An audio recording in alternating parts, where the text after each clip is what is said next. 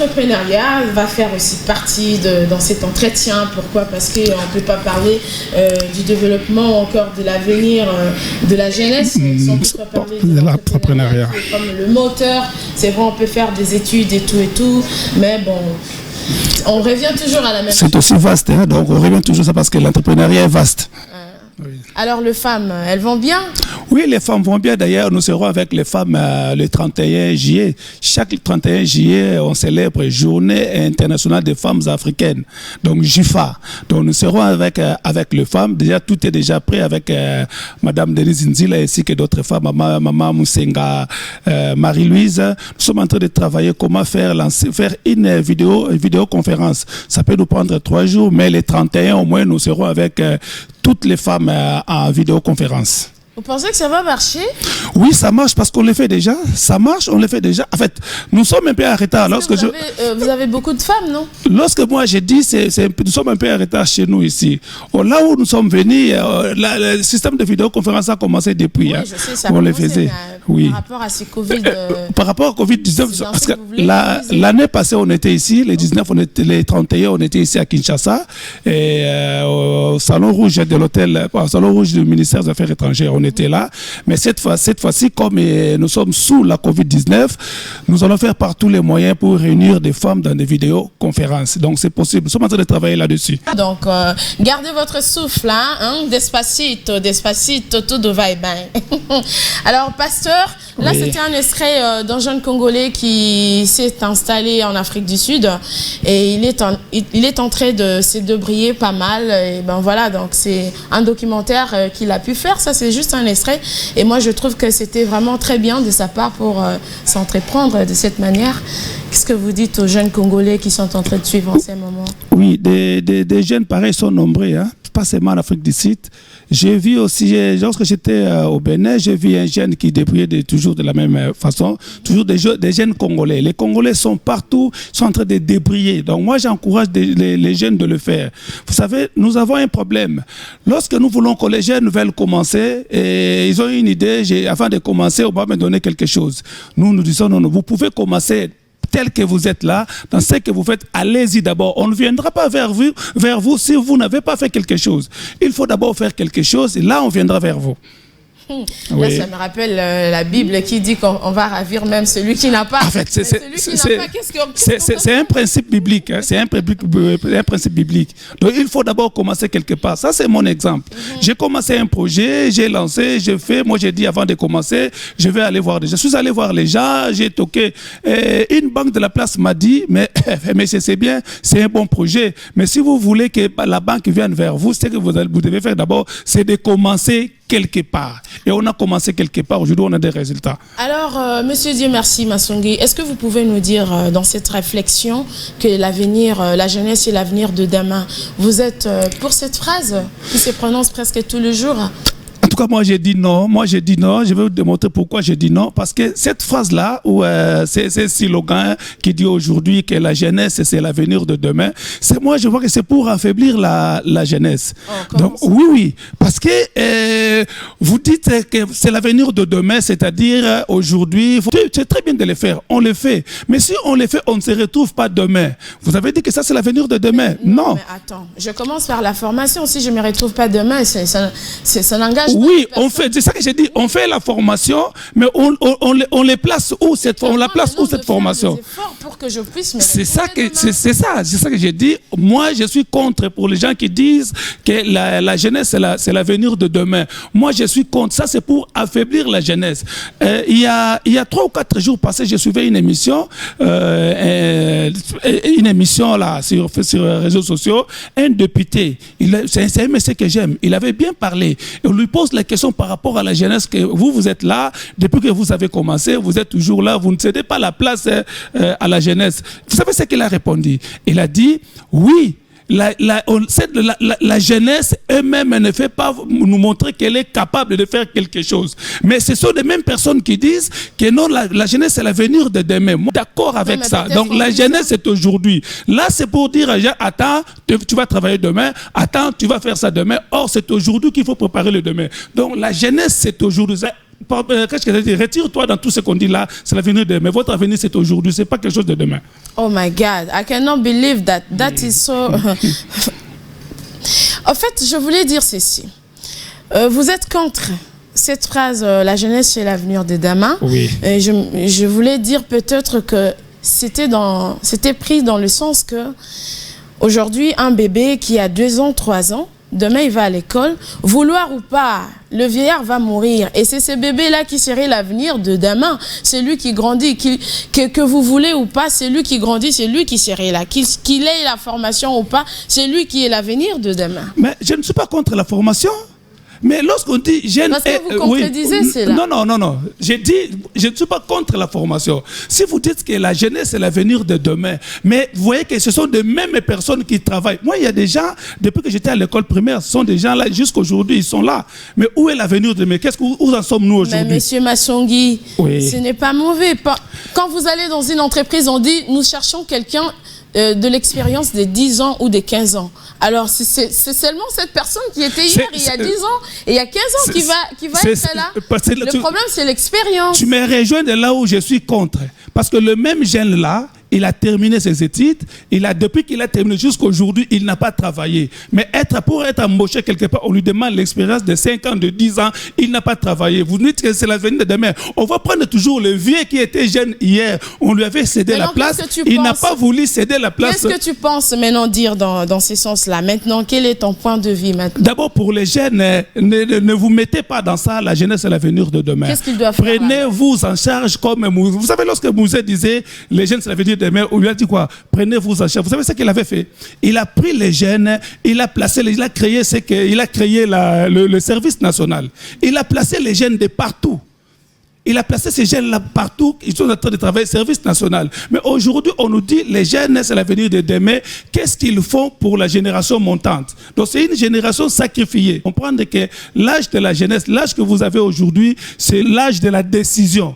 Regarde, prenons même tout ce que nous voyons dans les manifestations, tout ça. Ce sont des jeunes. C'est-à-dire, les jeunes ont la décision à main. Mais malheureusement, ils ne savent pas parce qu'ils sont bloqués quelque part. On a pris la jeunesse, on a essayé de faire l'endormir, de mettre à côté pour seulement, lorsque nous avons passé aux élections, vous allez venir nous aider avec nos polos, pour parler de nous. Lorsque nous allons faire ceci, vous allez récupérer ces jeunes-là. Mais c'est comme si ce sont des jeunes déroutés, ce sont des jeunes, une génération sacrifiée, on les place seulement, donne seulement leur confiance, vous êtes l'avenir de demain. Alors, parce que vous parlez de ces jeunes, vous avez besoin qu'il y ait la mise en place, je ne sais pas moi de quoi, pour que ces jeunes s'adhèrent ou ils fassent quelque chose comme Mouzé a fait avec le service national. C'est bien bon, mais parce que vous défendez la jeunesse, qu'est-ce que vous avez déjà pu faire dans votre, je ne sais pas moi, fondation ou ONG que vous dirigez déjà pour la jeunesse? Je dirais aux gens qui disent que jeunesse c'est l'avenir de demain, je dis à ces gens-là de donner la liberté aux jeunes, c'est-à-dire de rendre les jeunes utiles, même dans leur base, amener les jeunes vers la nouvelle citoyenneté, c'est-à-dire former ces jeunes-là capables. Si vous voulez que ces jeunes-là puissent vous remplacer demain, l'avenir de demain, dans nos bases, dans nos milliers, il faut former les jeunes. Il y a la notion de la citoyenneté que nous oublions aujourd'hui. Lorsque même sous le parle de la démocratie, ça nécessite certaines valeurs, mais qui n'est pas aujourd'hui. Même jeune qui est l'avenir de demain, aujourd'hui, il est sacrifié, il est capable d'injurier n'importe qui. Il le fait, on lui envoie, allez-y, va injurier, va faire ceci, mais c'est l'avenir de demain. Quant à nous, dans notre plateforme Up2Live, nous avons plein de choses que nous disons. D'abord, c'est le changement de mentalité. Nous disons aux jeunes que vous êtes capables de changer ce monde. Les jeunes de la RDC sont capables de changer ce pays. Donc, il y a des formations appropriées pour cette génération montante parce qu'elle est capable de faire de grandes choses. Jeune Congolais est capable. Moi, c'est une phrase que j'attends tous les jours. Mais qu'est-ce qu'il faut faire maintenant après ça? Mais oui, c'est ça. Il est capable, mais qu'est-ce qu'il faut faire? Prise en charge. D'abord, le jeune là lui-même pour prendre la décision. Donc, jeune doit prendre la décision sur sa vie et sur son pays. Jeune doit cesser de parler de discuter sur les individus. Jeune doit parler sur un projet. Donc, discuter autour d'un projet, au lieu de discuter autour d'un leader, je ne sais pas, parce qu'il a fait ça. Non, il faut discuter autour d'un projet qui va aider le pays demain. Ben, j'ai des projets, je discute autour de projets, mais je manque de moyens. Et qu'est-ce que je vais faire? Il faut commencer quelque part. Vous savez, tous les gens qui nous dirigent aujourd'hui, ils ont commencé quelque part. Moi, vous m'avez parlé de ça, vous m'avez appelé pasteur. Moi, j'ai dit aux jeunes, vous avez un projet. Lorsque j'ai commencé quelque part, il faut faire quelque chose. Je parle de moi. Lorsque j'avais un projet, depuis lors, j'ai dit que je dois faire ça. J'ai cherché à être embauché quelque part, comme on nous a enseigné depuis l'école. Il faut toujours... il faut faire ceci. Comme j'avais dit, j'avais fait une émission ici, j'ai dit pourquoi je déteste notre système éducatif. Pourquoi je le déteste? Parce que après la formation, on pouvait être déjà embauché quelque part, mais il n'y a pas de boulot, il n'y a pas quoi, les jeunes sont devenus ce que nous voyons aujourd'hui. Dans mon cas, lorsque j'ai commencé avec un projet, il n'y avait pas de travail, je n'avais rien à faire. Je suis allé chercher un boulot. Moi, j'ai fait sentinelle. J'ai travaillé comme un sentinelle parce que j'avais mon projet avec moi. J'ai cherché de l'argent pour commencer quelque part. Mais il n'y avait rien. À cette époque-là, moi, j'ai accepté de travailler comme une sentinelle. Comme une sentinelle. Ici, à Kinshasa, j'avais 26 ans. Non, pas 26, j'avais 24 ans. Wow. Jeune sentinelle, 24 ans. Ici, au pays, à Kinshasa. Je suis né grandi à Kinshasa, bien que je suis allé hier pour faire ma vie, mais je suis né grandi à Kinshasa. Je suis sentinelle. Mais pendant que je travaille, je ne parle pas aujourd'hui comme on dit, il y a on a changé les noms, on appelle ça mort, sécurité, tout comme ça. Moi, je parle de sentinelles. Donc, pendant que les boss dormaient, moi, j'ai surveillé les boss. Ici à Kinshasa, ce n'est pas sentinelle en tenue. Nous, on était des... casse-poussière, c'est ce qu'on mettait là. Sentinelle, moi j'ai dit, j'ai un projet, je suis en train de chercher de l'argent, je dois travailler sur mon projet. Mais aujourd'hui, je ne parle plus. Aujourd'hui, si je passe, qui va croire que j'ai fait sentinelle?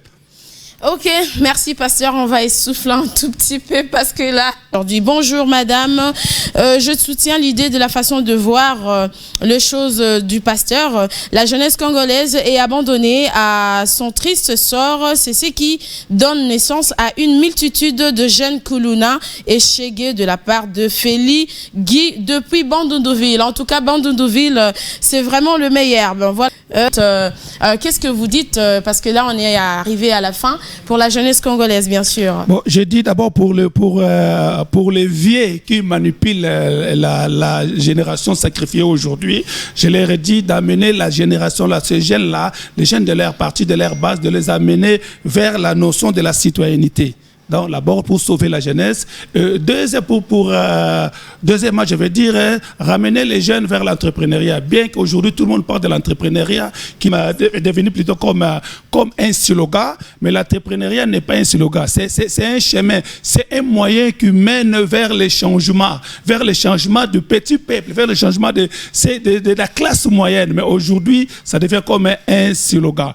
Et je dis merci, surtout Pasteur Clément depuis Bandundouville, à Merka, bravo pour votre soutien. J'ai lu votre message, Genovia, Abigail Elonga et puis Exaucé Elonga. Je vous dis merci pour votre soutien. Et merci pour le soutien de tous les membres de Aptoulaye. Vous savez, nous sommes là pour orienter la génération montante. Aptoulaye, c'est un instrument du changement. Notre objectif, c'est de chasser la pauvreté, c'est d'encourager la génération montante. Tous celui porteurs du projet, nous sommes là pour les coacher, pour l'encourager, de lui dire d'aller de l'avant. Ne vous arrêtez pas, il faut toujours faire quelque chose. Merci pasteur, excusez-moi. Kiamouidi, nous avons Dodo Lutundola, excellence. Et ben voilà, Cédric Moukoulumba et doyen Pierre Mandaka a été le nôtre. Nous sommes arrivés à la fin. Merci à vous, pasteur, d'être venu. Merci madame. Voilà, donc espérons que la jeunesse demain, ça va vraiment appartenir à la jeunesse demain. Effectivement, parce qu'il doit cesser de passer par des pensées politiques, il doit maintenant passer des pensées au développement du pays.